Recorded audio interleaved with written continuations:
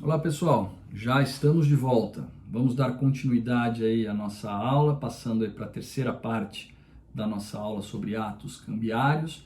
Na aula passada nós vimos o aceite, né? Nós vimos o aceite na letra de câmbio, nós vimos que o aceite na letra de câmbio ele é sempre facultativo, muito embora o devedor seja de fato devedor, né? Muito embora o sacado seja de fato devedor, ele pode não querer representar aquela dívida num título de crédito e, portanto, ele pode, na letra de câmbio, recusar o aceite totalmente ou recusar este aceite parcialmente. Já vimos que a recusa do aceite é causa de vencimento antecipado em relação ao sacador.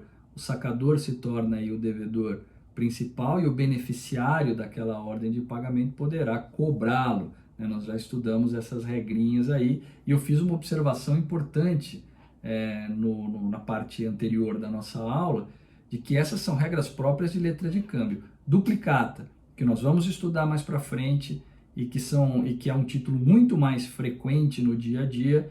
Para duplicata, as regras de aceite são outras, tá? E começamos na nossa parte anterior da aula a ver o endosso, né? Destacamos ali a importância do endosso como um ato cambial de transferência do crédito. Observamos que o regime cambial protege a circulação do crédito. Quem recebe um título por endosso tem toda a segurança do regime cambial de que aquela obrigação é autônoma, se descolou da origem do crédito e não será contaminada por nulidades, invalidades ou irregularidades existentes em qualquer outra relação que exista naquela cadeia de relações do título cambial, ok? E nós vimos que quando se fala em endosso, nós temos posições jurídicas distintas, do endossatário e do endossante. E ficamos então entrar agora nesta aula, nesta parte da aula, na explicação disso daí. Então vamos lá, né? Quem é o endossante, pessoal? Endossante é o credor que transfere o crédito a outrem. Então, eu sou beneficiário do crédito representado naquela cártula, naquele título de crédito, e eu quero transferir isso para outro. Eu faço isso através de um endosso. O endosso normalmente se faz pela assinatura no verso do título, no dorso do título. Então ali eu coloco, transfiro por endosso este título para ciclano, ou simplesmente assino. E aí nós teremos endosso em preto, endosso em branco, que daqui a pouco eu vou explicar para vocês. Mas é importante vocês entenderem, por que eu transfiro este crédito a um terceiro? Porque eu estou fazendo um negócio com este terceiro, e eu estou pagando esse negócio com a transferência deste título de crédito, com estes valores. Ao invés de eu pegar um dinheiro e pagar 10 mil reais pela compra de um veículo, por exemplo, eu passo para quem está me vendendo o veículo, por endosso, um título de crédito, um cheque, por exemplo, ou uma nota promissória, ou uma letra de câmbio, eu passo por endosso. Olha, eu sou beneficiário deste título, então este título diz aqui que eu tenho direito de receber 10 mil, então eu vou passar esse direito para você. Então eu estou pagando este valor para você mediante a transferência desse título de crédito. Mesma lógica lá de trás daquele exemplo medieval. Eu não vou ficar andando com um saco de dinheiro por aí. Eu tenho ali um documento que representa aquela quantia de dinheiro e eu vou pagar este meu credor, porque eu estou comprando dele alguma coisa, peguei o carro, vou pagar pelo endosso deste título de crédito. Então eu sou o endossante e quem é o endossatário? É aquele que vai se tornar credor em razão da transferência do crédito por endosso, né? Existem alguns títulos de crédito que possuem uma cláusula, ou que pode ser colocado nele uma cláusula chamada cláusula não à ordem. E aí nós teremos um título de crédito não à ordem. O que significa um título de crédito não à ordem, ou com cláusula não à ordem?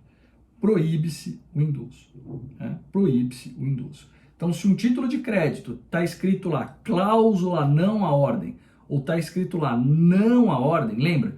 Tem que estar escrito lá, literalidade, cartularidade. Está escrito lá, não à ordem, não é possível fazer endosso, né? Não é possível fazer endosso. Ah, mas eu quero transferir este crédito para um terceiro do mesmo jeito. Posso? Pode, não por endosso, por uma cessão civil. Eu faço um contrato de cessão daquele crédito.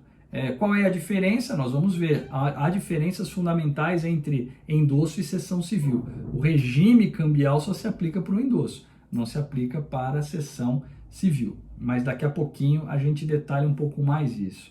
Então é importante saber que se o título tem uma cláusula não à ordem, ele não pode ser endossado, ele não pode circular por endosso, embora possa ser transferido, como nós vimos, através de uma cessão civil de crédito.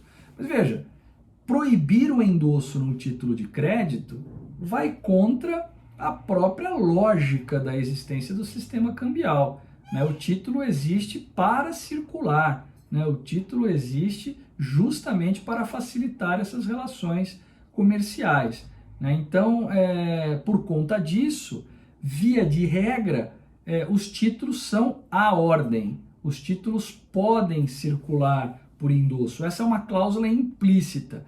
Eles só não poderão circular se expressamente constar no título cláusula não à ordem. Se não está escrito nada disso no título, não tem nenhuma observação sobre endosso no título, ele pode circular. É uma cláusula implícita porque é da própria natureza do endosso, né? A própria natureza dos títulos de crédito que eles circulem por endosso. Bom, eu fiz uma referência agora há pouco, né? Você vai fazer o endosso assinando atrás do título, né? E colocando transfiro por endosso para ciclano, ou simplesmente só assinando atrás do título. Se você só assinar atrás do título, você é o beneficiário, você consta na cártula como beneficiário, e você só assinar, isso se chama endosso em branco. Por quê? O endosso em branco ele não identifica o endossatário. E aí o título se torna um título ao portador. Né? Já ouviram essa expressão, né? Isso é um título ao portador. O título ao portador ele circula por mera tradição. Né? Eu não vou precisar mais endossar. Né? Se o João era o beneficiário de um título e o João assinou atrás do título, sem identificar para quem ele estava transferindo, e me entregou, eu sou agora o beneficiário desse título.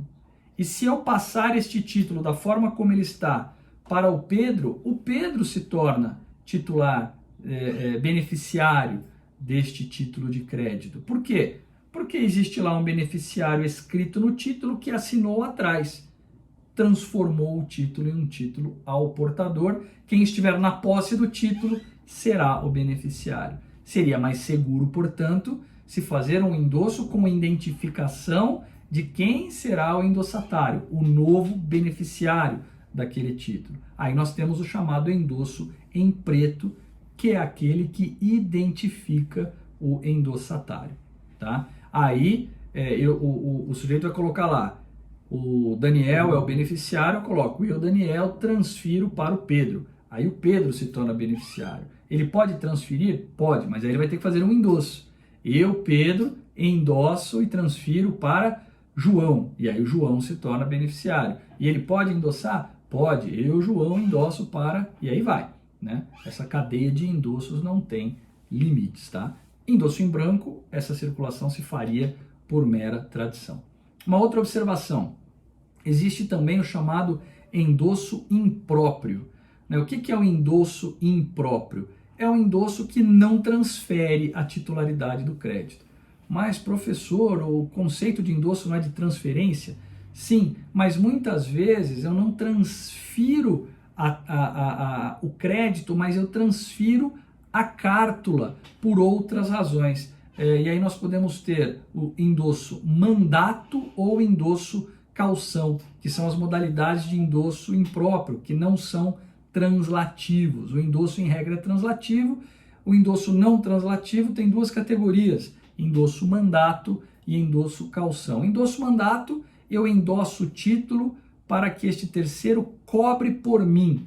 Normalmente, quando se faz o desconto de títulos no banco, uma empresa vai fazer desconto de títulos no banco, ela faz através de um endosso mandato, ou seja, o banco, no vencimento daquele título, vai cobrar, né, o devedor principal agindo em nome do beneficiário, que sou eu. Ela não se tornou titular do crédito. Existem, inclusive, discussões judiciais questionando legitimidade nas cobranças do banco quando ele entra em nome próprio.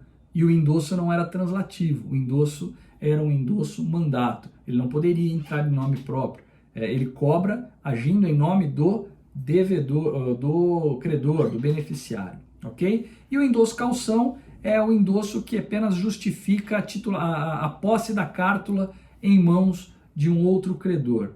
Aqui ele fica como uma garantia. Olha, eu te dou esse título de crédito, mas eu não estou transferindo para você o crédito. Você vai ficar com esse título de crédito como uma garantia. Se eu não pagar o que eu devo, aí sim você poderá usar esse título de crédito para se pagar, ok? Bom, vamos fazer mais um intervalinho, já deu o nosso tempo, e a gente volta na sequência com a última parte da aula, seguindo ainda com o endosso e avançando na nossa matéria, ok? Tomem um cafezinho, a gente volta daqui a pouco. Até já!